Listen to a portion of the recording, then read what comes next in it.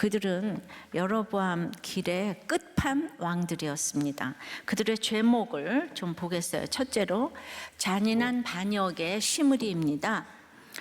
관용어인 여로보암의 길이 또 나옵니다. 19절에 그가 여로보암의 길로 행하여 이스라엘에게 죄를 범하게 한 그 죄 중에 행하였더라. 그러니까 이렇게 모두가 모든 이스라엘 왕들이 여로보암의 길로 행했다고 하는데 엘라하고 살룸만 빼고 전부 여로보암의 길로 행했대요. 근데 그 두 왕도 악한 왕들이기 때문에 이스라엘 왕들은 전부 악하다고 할 수가 있고요. 그 여로보암의 길은 악한 길이고 그 다음에 모두 빠져들어가는 치명적인 이 중독의 길인 것 같아요. 15절입니다. 유다의 아사 왕 제27년에 시므리가 디르사에서 7일 동안 왕이 되니라. 그때 백성들이 블레셋 사람에게 속한 기브돈을 향하여 진을 치고 있더니, 자 이제 바사의 아들 그 나답대로부터 바사가 아니고 여로보암의 아들 나답대로부터 25년이 지난 지금 북이스라엘은 또다시 기브돈을 공격 중이고, 여기에서 시므리가 공격을 당하니까 지금 똑같은 죄에 똑같은 심판이 똑같은 장소에서 지금 일어나니까 이것은 하나님께서 주권적으로 개입하신다고 봅니다. 여기서 백성들은 정확히 말하면 전쟁에 나간 북이스라엘의 군대를 뜻하겠죠. 즉 엘라가 만취되도록 술을 마실 때에도, 그리고 지금 시므리가 모반하여서 그 엘라를 죽일 때에도 군대로 출정한 백성들은 그 위험한 전쟁터에서 계속해서 진을 치고 지금 있는 거잖아요. 그러니 지도자가 얼마나 중요합니까? 그런데 그들은 이 충성으로 전쟁터에 있으니까 구원받아야 하지 않나 싶지만은, 그러나 그들도 솔로몬 때 반역을 하여 여로보암을 쫓은 후손이기 때문에 그들의 결론이라고 말하고 싶어요. 그러니까 하나님을 모르는 나의 충성은 심판받을 수밖에 없어요. 근데 그 충성은 이 땅에서라도 심판받으면 좋은데, 그러면 길이 있는데 이 죽은 뒤에 받으면 그야말로 이거는 완전한 심판이잖아요, 그죠? 근데 이제 북이스라엘은요, 이제 둘이 갈라져서 갔어도 그 목적지는 남유다인 거예요. 왔어야 돼요, 남유다로. 근데 그들은 그 지파가 그렇게 큰데 거기로 이제 땅도 있는데 어찌 오겠습니까? 근데 세상의 길은 다수이고 넓잖아요. 10지파가 같잖아요. 다수이고 넓어요. 그러니까 오지 않으니까, 남유다로 오지 못할 이유가 얼마나 많은지 아시겠죠? 그러니까 심판이 계속되고 있는 거예요. 자, 이 말은 여러분이 예수 믿지 않으면 모든 것은 일시적일 뿐이라는 거예요. 저는 제클린은 50년을 보면서 그게 벌써 흥망생세가 지금 이제 다 갈라졌잖아요, 그죠? 좋았지만은 지금 아니잖아요. 주님은 우리 삶의 서론, 본론, 결론이 왜 그런가를 성경을 통해서 이렇게 알려주기를 원하시는 거예요. 적용해 보세요. 그러니까 여러분의 충성은 하나님을 아는 구원의 충성입니까? 나의 유익을 위한 충성입니까? 계속 이걸 비교하면서 열왕기를 쓴 거를 여러분들은 띵크를 좀 하셔야 돼요. 자, 16절에 진중 백성들이 시므리가 모반하여 왕을 죽였다는 말을 들은지라. 그날에 이스라엘의 무리가 진에서 군대 지휘관 오므리를 이스라엘의 왕으로 삼음에, 직역하면 시므리가 모반했고 그리고 게다가 그 왕을 쳐서 죽였다입니다. 그러니까 이런 시므리가 유혈극을 일으켰지만은 7일 천하로 끝났다는 거예요. 이 백성들이 시므리의 잔인함을 보고 그냥 그의 동료 오므리를 왕으로 세우는 거예요. 그러니까 또 다른 모반을 일주일 만에 당했지 않아요? 근데 모반도 명분이 있어야 그나마 오래 가는데, 시므리는 밑도 끝도 없이 신복으로서 엘라를 죽이니까 도리어 백성들의 원한을 가져왔어요. 그러니까 여로보암이 그 아비암과의 전쟁에서 크게 패했어요. 역대하 13장에서. 그러니까 민심이 여로보암 왕가를 떠나기 시작했기 때문에 바하사가 나답을 죽일 때는 명분이 있었어요. 예, 그래서 왜냐하면 북이스라엘이 지금 완전히 약화가 됐으니까. 그런데 그 시므리는 정말 명분이 없는 거예요. 그 신복이 배반한 건 말이 안 돼. 17절. 오므리가 이에 이스라엘의 무리를 거느리고 기브돈에서부터 올라와서 디르사를 에워쌌더라. 그러니까 하나님께 묻지 않는 북이스라엘의 정국은 이제 죽고 죽이는 실로 혼란이 지금 거듭되고 있었어요. 근데 18절에 시므리가 성읍이 함락됨을 보고 왕궁 요새에 들어가서 왕궁에 불을 지르고 그 가운데서 죽었으니, 시므리가 모반을 이제 당하고 자기도 하고 이제 당했잖아요. 그 결론은 왕궁을 불태우고 자살을 선택했어요. 그래도 있잖아요, 일국의 왕이라면은 이거 왕궁이 백성들의 세금으로 지어진 거 아니겠어요? 그걸 불태우고 죽는 거는 마지막까지 자신밖에 모르는 이기적인 왕이 이렇게 정말 죽이는 게 당연하다 이렇게 볼 수밖에 없는 행동을 이렇게 했습니다. 물론 이것은 시므리를 심판하고자 하는 하나님의 공의이기도 했죠. 그러나 여로보암서부터 6대 만에 가장 비참한 왕이 되었으며 하나님의 통치를 인정하지 않는 것이 무엇인지를 그대로 보여주었죠. 19절에 이는 그가 여호와 보시기에 악을 행하여 범죄하였기 때문이니라. 그가 여로보암의 길로 행하며 그가 이스라엘에게 죄를 범하게 한 그 죄 중에 행하였더라. 자, 이 짧은 7일 동안에도 한 일은 오직 여로보암의 길로 행하여 악을 행했다고 그러는데, 여러분 일주일 만에 무슨 그렇게 여로보암의 악을 행했겠어요? 그러니까 그거는 그의 일생을 두고 평가한 것이라고 할 수 있는데요. 훗날 요람왕을 죽인 예후에게 이세벨이 이렇게 얘기해요. 주인을 죽인 너 시므리여 평안하냐? 열왕기하 9장 31절에. 그러니까 이제 그때로부터 시므리는 주인을 배반한 자의 대명사가 되었어요. 집에서 이렇게 목사의 뒷담화를 하는 부모들은 하나님을 두려워하지 않는 모습을 보여주기에 자녀들 또한 하나님을 두려워하지 않는 거, 이것 또한 여로보암의 길인 거예요. 여로보암의 길이 이렇게 이제 그 반역이 있잖아요. 배신이 있고. 하나님의 길 아니면 이 세상은 모두 여로보암의 길인데, 그럼 여러분들은 그러겠죠. 목사가 잘못하니까 당연히 욕을 해야지. 그러면 뭐 좋은 거를 뭐 나쁘다 그러고 나쁜 걸 좋다 그래요? 그게 아닌 거예요. 우리는 내가 이렇게 하나님 자리에 가 있으면 안 되는데, 악한 자는 악한 날에 악한 자로부터 또다시 심판을 받게 돼 있는 거를 믿어야 되는 거예요. 그래서 20절에 시므리의 남은 행위와 그가 반역한 일은 이스라엘 왕 역대지략에 기록되지 아니하였느냐. 여기도 직역하면 그리고 그가 반역한 그의 반역이에요. 그러니까 보통은 이제 뭐 남은 사적 무릇 행한 일 열조 함께 자매 이런 얘기가 나오잖아요. 근데 시므리는 아무 말도 없고 그가 반역한 일 이거 하나만 나왔어요.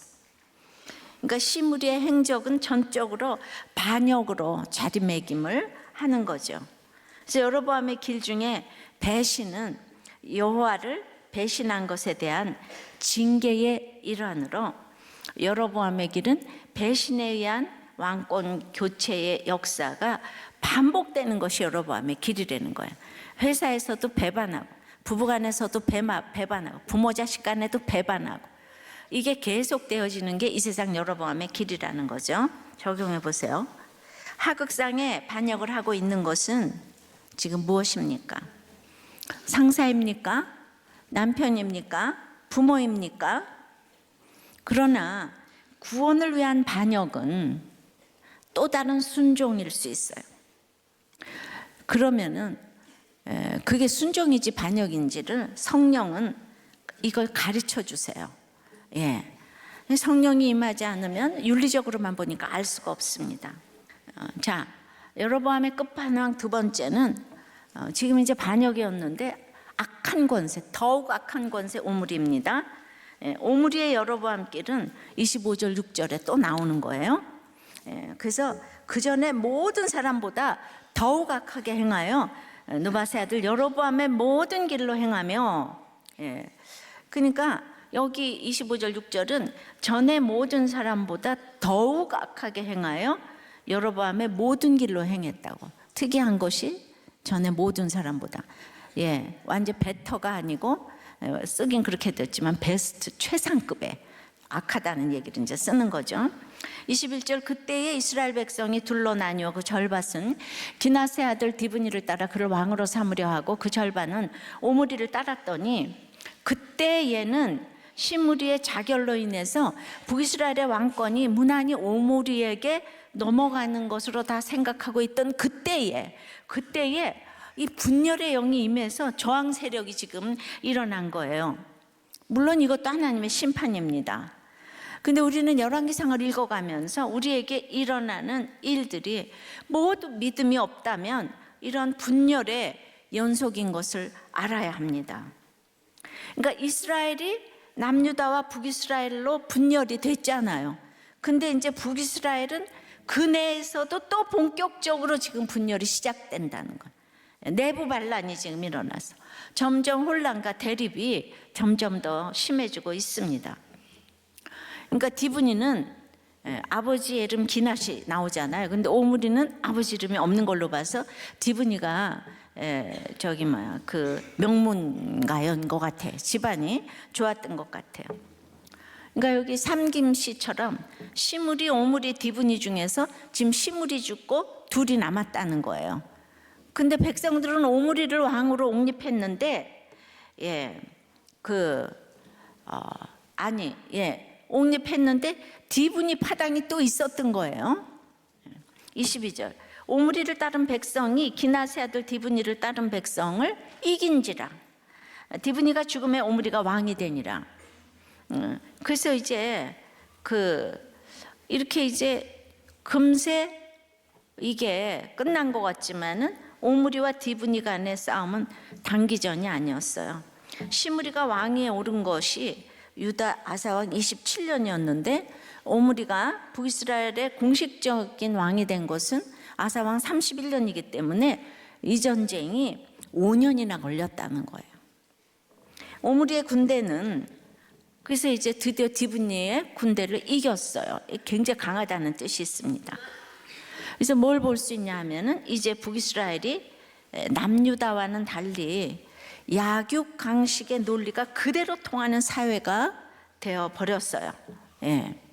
그러니까 약육강식, 그러니까 여로보암의 원리는 약육강식의 원리예요. 생각해 보면 이제 여기도 교회잖아요. 북이스라엘이니까 교회에도 세상이 들어와서 힘의 논리로 가책도 없이 계속 지금 쿠데타가 벌어지고 있습니다. 악은 모양이라도 버리지 않으면 교회라도 순식간에 이렇게 될 수 있습니다. 그러니까 힘의 논리로 움직이는 공동체는 바로 설 수가 없어요. 그리고 기대할 수도 없어요. 질서와 순종을 통해서만 구속사가 이루어지는데요. 그러면 안 믿는 쪽에서 보면 질서도 그 힘의 논리 아니냐? 왜 남편이라고 무슨 상사라고 왜 그걸 순종을 해야 되냐 이러는데, 이 또 질서가 위대한 것이 질서를 통해서 택자를 훈련하시고자 하는 것이 있거든요. 그래서 우리 주님이 이 땅에 오셔서 미물만도 못한 세례 요한에게 세례를 받으셨잖아요.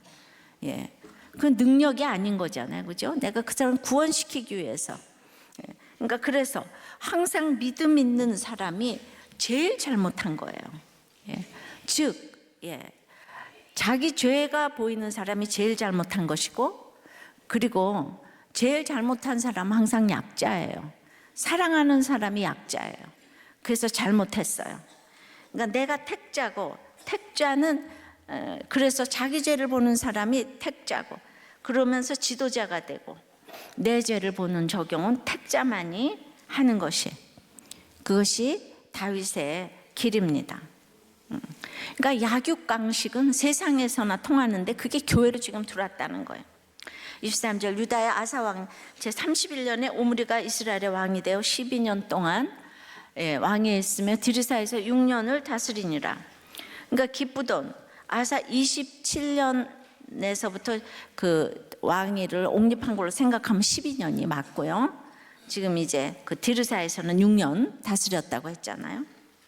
사실 오므리는 전 백성의 지지 기반이 아닌 블레셋과의 전쟁에 나간 군부의 지지를 통해서 왕이 된 과도기의 왕이잖아요. 그 전쟁터에 있던 그 군부들의 지지를 받았어요. 그러니까 디브니 세력도 잔존에 있었을 때 그 디르사 수도를 거점으로 해서 그렇게 오랫동안 통치권을 행사했다는 것은 이미 오므리 세력이 막강했음을 보여주는 거죠. 그러니까 서로 지금 전쟁 가운데 있잖아요. 근데 결국 이긴 거예요. 자, 그러니까 이제 오므리가 굉장한 사람이다 지금 이 얘기를 하는 거예요. 24절이에요. 근데 그가 은 2달란트로 세멜에게서 사마리아 산을 사고 그 산 위에 성읍을 건축하고 그 건축한 성읍 이름을 그 산 주인이었던 세멜의 이름을 따라 사마리아를 일컬었더라. 세멜, 사마리아 비슷하죠? 우리의 그 유명한 사마리아는 이렇게 돼서 나옵니다. 그래서 그 오므리가 왕이 되고 제일 먼저 한 일이 이제 사마리아 그 수도를 옮기기 위해 토지를 이제 매입한 거죠. 그러니까 전략적 요충지인 사마리아를 새로운 수도로 정함으로 아람, 아수르, 베니게 그리고 남유다로부터 나라를 지키고 왕권을 안정시키려고 했어요. 그러나 사마리아 땅을 사면서 2달란트를 지급했다는 것은 한 나라의 수도를 세울 만한 산을 사기에는 턱없이 부족한 금액이잖아요. 그런데 오므리는 자신이 지닌 권세를 남용해가지고 토지를 거의 강탈 매입한 것으로 보입니다. 이 땅에서는 재계보다는 정계가 훨씬 위력이 있죠. 재계를 움직이는 것은 관계, 정계잖아요, 그죠? 그러니까 이 악한 권세를 가지고 사마리아 땅을 강탈했어요. 아마 토지개혁을 했나? 잘 모르겠네. 보통 이제 뭐가 필요하다고 압수하려면 다 토지개혁하잖아요.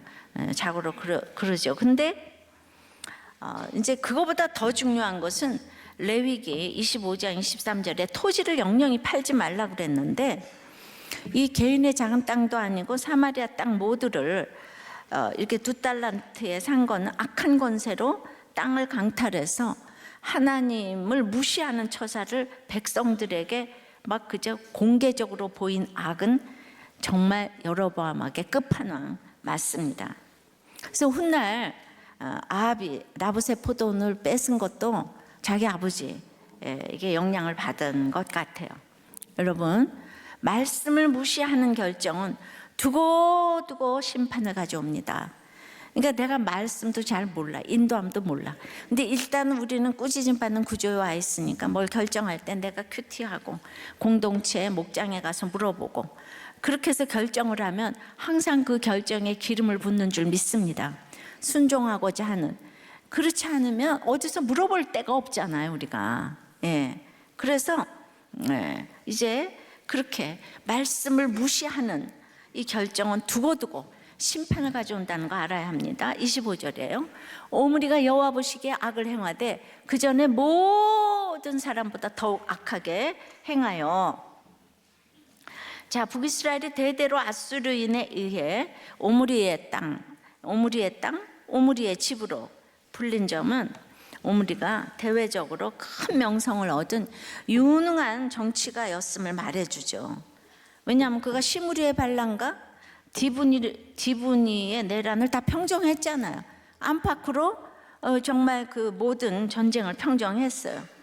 그리고 북이스라엘의 왕으로 즉위한 것으로 미루어 군사적으로도 뛰어났고 또 모압을 침공해서 공물을 받을 정도로 경제적으로도 위세를 떨쳤어요. 게다가 오므리, 아합, 아하시아, 요람까지 4명의 아들이 이어지는 최강의 왕조가 바로 이 오므리 왕조인 거죠.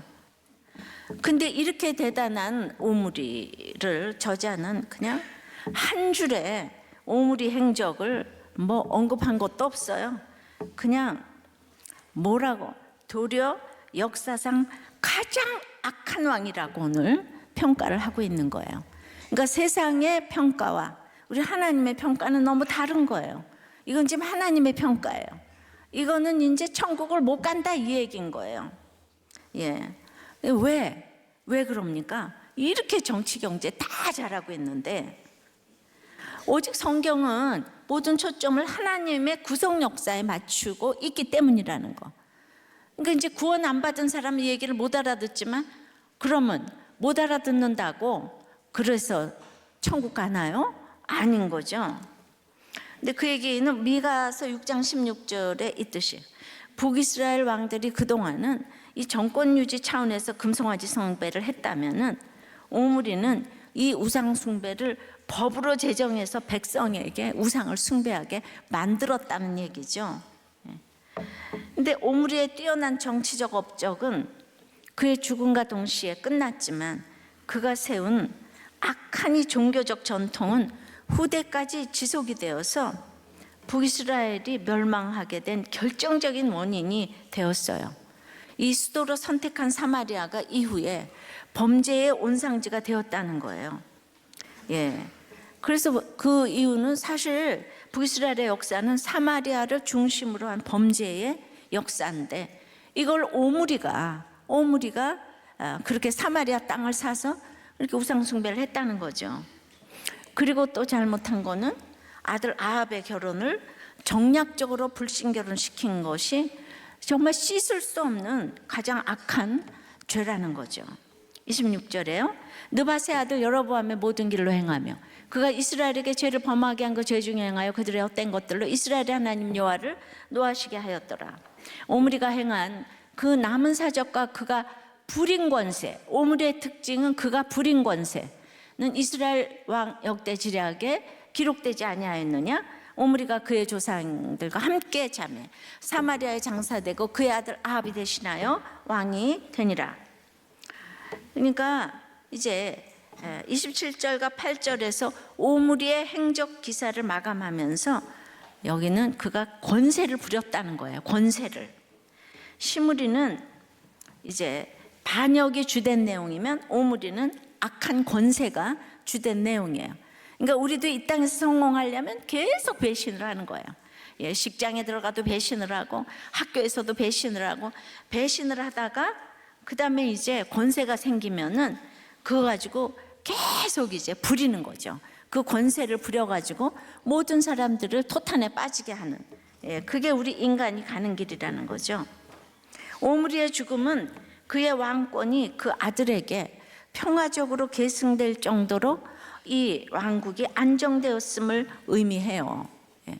그러니까 우리는 세상에서는 이 성경이 뭔지를 몰라. 정치, 경제, 자녀, 교육 모든 거 완벽해요 지금. 예. 그리고 이제 12년이나 또 통치를 했어요. 하지만 이것이 오므리 왕조의 보장된 미래를 뜻하는 것은 아니에요. 그 범죄의 유산은 후손들에게 내려가서 바로 다음 그 대에 아합 왕의 피는 개들이 핥았고 거기는 창기들이 목욕하는 곳이었다고 이렇게 얘기를 합니다. 예, 성경에 이렇게 나오고 있죠. 그리고 아합의 아내 이세벨은 예후의 창에 찔려서 머리와 손, 발을 제외한 전부가 개들의 먹이가 되는 참혹한 심판을 이제 받게 되는 거죠. 하나님은 여로보암의 길이냐 다윗의 길이냐 두 가지 중에 지금 계속 다윗의 길을 택하라고 하는데, 그러니까 세상적인 오므리 왕조의 번영보다는 이 죄악이 번져나가는 상태를 안타깝게 반복해서 지금 기록을 하고 있는 거예요. 적용해 보세요. 여러분이 부린 악한 권세는 무엇이고 지금 어디에 권세를 부리고 있습니까? 사장이 또 이 사원에게, 남편이 아내에게, 시어머니가 며느리에게, 아니 혹은 거꾸로는 며느리가 시어머니에게, 딸이 엄마에게, 그래서 권세를 이렇게 부리고 있는 곳이 지금 어딘가. 근데 쓸데없는 곳에 권세를 부리면, 그죠? 권세를 부리면 그 앞에서는 다 절할지 몰라도 가장 악한 자라는 것을 알고 있습니까? 집이고 회사고 그런 공동체는 기대할 것도 발전할 것도 없는 거예요. 무서운 사람이 있으면 이 발전이 안 되는 거예요. 왜 앞에서만 다 이렇게 잘하니까 솔직한 얘기를 하게 해야 되는데, 죄를 범하고도 즉각적인 징계를 내리지 않는다고 마음을 놓고 있지는 않습니까? 예, 오므리 집안이 잘 되니까 전부 다 자녀들이 잘못되는 길로 갔어요. 예. 자, 여로보암의 끝판왕 세 번째는 불신 결혼의 끝판왕 아합입니다. 예, 아합도 역시 여로보암의 길을 따라가며 30절 31절에 여호와보시기에 더욱 악을 행하여 느밧의 아들 여로보암의 죄를 따라 행하는 것을 다 같이 읽어보세요. 오히려 가볍게 여기며 시돈 사람의 왕 엣바알 딸 이세벨을 아내로 삼고 가서 바알을 섬겨 예배했어요. 그러니까 여기에서 이제 특이한 표현이 나오죠. 그 여로보암의 죄, 모두가 따라갔던 여로보암의 죄를 오히려 가볍게 여기고 더 큰 죄를 졌다 이거죠. 예. 아버지가 오므리가 가장 악한 왕이라고 했는데 그 아버지의 죄를 약하게 여기고 더 큰 죄를 범했다. 이거 끝판왕 맞죠? 그런데 이 아합이 29절에 보니까 사마리아에서 왕이 돼서 22년을 다스렸대요. 그러니까 점점 악으로 향하다가 가장 끝판왕이 아합인데, 그런데 지금 다시 보세요. 느밧의 아들 여로보암의 죄를 따라 행하는 것을 오히려 가볍게 여기며 시돈 사람의 왕 엣바알의 딸 이세벨을 아내로 삼고 가서 바알을 섬겨 예배하고 사마리아에 건축한 바알의 신전 안에 바알을 위하여 제단을 쌓으며 또 아세라상을 만들었으니 그는 그 이전에 이스라엘의 모든 왕보다 심히 이스라엘 하나님 여호와를 노하시게 하였더라. 이처럼요, 이제 여로보암의 길을 따라 행하는 정도가 아니고 여로보암의 일을 오히려 가볍게 여기고 내놓고 바알을 숭배했는데, 특히 오므리의 우상 숭배 유산을 이어받은 아합은, 그러니까 바알과 아세라를 열렬히 숭배하는 엣바알 왕이고 바알 제사장의 딸, 그러니까 재력과 이 종교, 그 바알 섬기 막 종교적으로 비나이다 최고봉 바알 제사장의 딸 시돈의 공주 이세벨과 결혼해가지고 이 수도 사마리아에 바알을 위한 신전을 건축하고 아세라 목상을 세우는 아주 중대한 범죄를 저지르죠.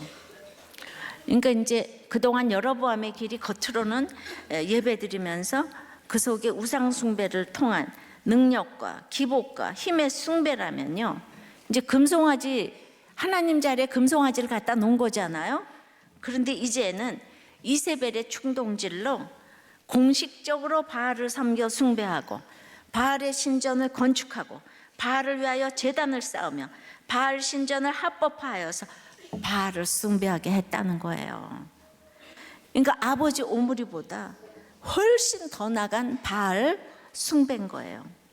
그래서 심히 하나님을 노하게 했는데 그 가장 큰 동기와 원흉이 바로 엣바알의 딸 이세벨을 아내로 삼았기 때문이라는 거잖아요. 지금 차례대로 나오는 본문의 문맥이에요. 자, 문제는요 뭔가 하면은 이 아합과 이세벨이 둘이 너무 금술이 좋았다는 거죠. 잘 들으세요. 그러니까 아합은 이 불신결혼의 죄를 아주 가볍게 여긴 나머지 자신이 죄를 짓는지조차 모르고 극악한 자가 되어갔어요. 그러니까 여기가 교회 북이스라엘이잖아. 교회 최고봉 자리에 있으면서 불신결혼하면 어때요? 아유, 그냥 살면 되는 거지. 근데 불신결혼을 했는데 돈과 이 권세까지 있다면 이건 정말 무서운 건데, 남유다의 아사는 어머니 태우의 위를 패하느라고 긴장관계를 형성했을 텐데, 아합과 이세벨은 양가가 한 마음이 되고 사이좋은 부부가 되어가지고 맨날 같이 놀러 다니고 그냥 돈 내면 여기서 내고 여기서 건물 주면 저기서 건물 주고. 예수 믿는 떨거지들은 꼴이 보기 싫어. 남유다 떨거지들. 이해가 되시죠? 예. 그러니까 이제 그러니까 온 땅에 그런 권세를 가지고 우리가 아내 바보가 됐어요. 그래서 자녀와 백성을 토탄에 빠뜨려 가지고 영원토록 범죄케 했어요. 그 160년 동안이나 이스라엘의 수도 사마리아는 아합에 의해서 우상 숭배의 중심지가 되었습니다. 지금까지의 죄악 중 가장 심히 여호와를 노하시게 했다고 하는 거예요. 사이좋은 부부는 대개 남편이 아내 말을 잘 들어요. 그래서 아내 말을 듣고 세상적으로 성공하게 되면 이제 점점 아내의 뿔이 올라가게 되죠. 왜냐하면 아내는 뼈고 남편은 흙이잖아요. 잘 살게 되면 아내가 점점 본차이네가 돼가기 때문에 아무리 깨트려도 깨지질 않아요. 그래서 이제는 금송아지 예배에서 더 나가서 교회를 가도 이제 대놓고 스카이캐슬이 들어와서 교회에서 정보 교환하고 교회가 로타리 클럽이 되고 우상의 중심지 역할을 하게 되었다는 거죠. 저 또한 남편이 눌러주지 않았으면 제 야망으로 지금 무엇이 되어 있을지 모르겠어요. 제가 공부도 열심히 하고 그랬잖아요. 공부에 우등하고. 그러니까 우리 남편이 저한테 잘해줬으면 여보 하면서 병원은 이렇게 하는 거예요. 이랬을 텐데 생각할수록 우리 사이가 좋지 않아 가지고 여러분이 지금 복을 받고 있다는 이 생각이에요. 진짜 제가 그렇잖아요. 나 그 남편이 그냥 잘해주고 했으면 그냥 놀다가 지옥이나 갈 뻔했는데 왜냐하면 죄를 모르니까. 그래서 사이가 좋으면 좋은 대로 나쁘면 나쁜 대로 주님을 만났다면 사명이 각각 다른 것이 있을 것인데 성경에서 가장 악한 사람들은 항상 인본적이에요. 싸움을 안 해요. 근데 안 그래도 우상에게 꼴딱 넘어가서 금송아지 섬기면서 비나이다 하는 백성들인데 합법화의 길을 열어주었으니까 걷잡을 수 없이 타락에 빠져 들어가게 된 거예요. 아유, 돈을 벌어야지. 헌금도 하고 잘 사는 거야. 주식도 해, 비트코인도 해. 아유, 데려다가 다 예수 믿게 하면 돼. 이런 거를 합법화 시켜주는 거죠. 그래서 이단이 맹위를 떨치는 이유가 기복이 꽉 차 있으니까 협박해서 잘 된다고 하면은 다 그냥 막을 자가 없는 거예요. 얼마나 그것이 무서운지 그 이단이 사회적으로 아무리 지탄을 받는다고 해도 까딱도 하지 않아요. 왜냐하면 나의 유익이니까. JMS 정명석이 10년이나 성범죄 실정법으로 옥살이를 하고 나왔는데 이번에 운정장에 꽉 지금 찼다는 거잖아요. 정말 말이 돼요? 근데 거기 마력이 있는 거예요. 이 마력이 뭔지 여러분 오늘 좀 잘 들어보세요. 내가 어떤 강의에서 읽었어요. 근데 여성들은 옥시토신이라는 호르몬의 영향으로 마음에 들지 않는 남성도 여러 번 만나면 좋아하게 된대요. 옥시토신은 스스로 조절이 안 된답니다. 그러니까 여성들은 만나고 싶지 않은 남자가 데이트를 요청하면 절대로 만나면 안 된다는 거예요.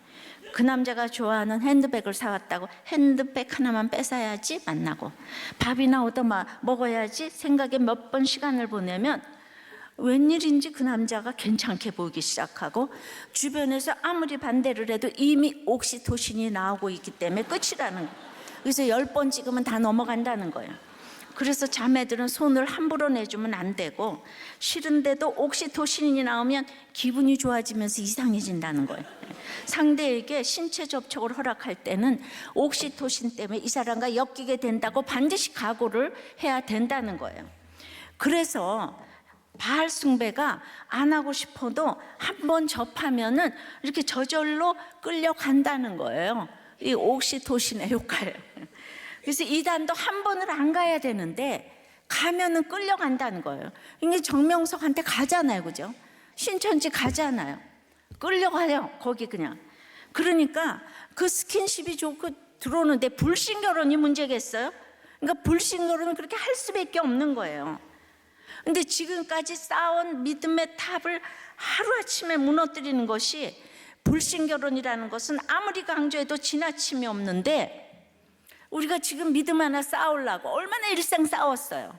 남편 하나 자녀 하나 돌아오려고 그렇게 수고를 했는데 이 집안에 다시 불신 결혼을 하게 되면 집안에 요한복음 8장처럼 아비 마귀에서 거짓 아비 마귀에서 이제 났다 그랬잖아요. 그 생짜 아비 마귀가 귀신 아니에요. 마귀. 그 귀신 마귀를 집에 한 사람 데리고 들어오는 결정판이라 이거예요.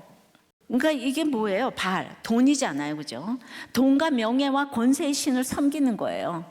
이걸 막을 자가 없는 거예요. 이 말은 정말 사실이라 34절이 나오는 거예요. 34절, 그 시대에 베델 사람 히엘이 여리고를 건축하였는데 그가 그 터를 쌓을 때마다 아들 아비람을 잃었고 죽었고 그 성문을 세울 때에 막내 아들 수굽을 잃었으니 여호와께서 눈의 아들 여호와서를 통하여 하신 말씀과 같이 되었더라. 히엘이란 이름은 살아계신 하나님이란 뜻입니다. 옛적에 하나님의 이름으로 한 저주도 하나님은 살아계시기 때문에 반드시 유효합니다. 그대로 이루어지게 하십니다. 근데 여호수아 6장 26절에는 여호수아는 여리고를 재건하는 사람은 저주를 받는다고 했어요. 기억나십니까? 기억나요? 얼마 전에 했잖아요. 기억하시죠? 근데 발락이 발람에게 이렇게 말했어요. 민수기 22장 6절에 그대가 복을 비는 자는 복을 받고 저주하는 자는 저주를 받을 줄을 내가 알미니라. 하나님께서는 하나님의 사람이 축복하고 저주하는 대로 이루어 주시는 거예요. 그러니까 말씀이 들리는 사람을 제일 무서워해야 되는 거예요. 그럼에도 사마리아 성을 쌓고 상하궁을 지으니까 무서운 것이 없고 두려운 것이 없는 시대가 되어가니까 여리고성 건축하지 말라, 불신 결혼하지 말라는 성경의 언급이 귀에 들어오지도 않는 거예요. 이제는 돈 가지고 못할 일이 없는 거예요. 내 사랑 가지고 못할 일이 없는 거예요. 악이 끝간데 없는 시기는 이 아니라고, 집안이 편안한 상태고, 이런 시대에 오늘 말씀처럼 특히 건축이 붐인 거예요. 지금 똑같은 거예요. 여호수아를 통해 주셨던 금령, 그 여호수아 6장 26절을 무시하는 것을 하나님이 간과하지 않으세요. 영적 상태를 보여주는 거예요. 하나님의 말씀을 가볍게 여기고 명령을 무시하니까 히엘의 아들들이 터를 닦을 때, 문을 세울 때 둘 다 죽였어요. 경종을 지금 울리십니다. 우리가 악의 끝판왕이 아니라 이제 아름다운 믿음의 사람으로 우리의 이름이 두고두고 본이 돼야 되지 않겠습니까?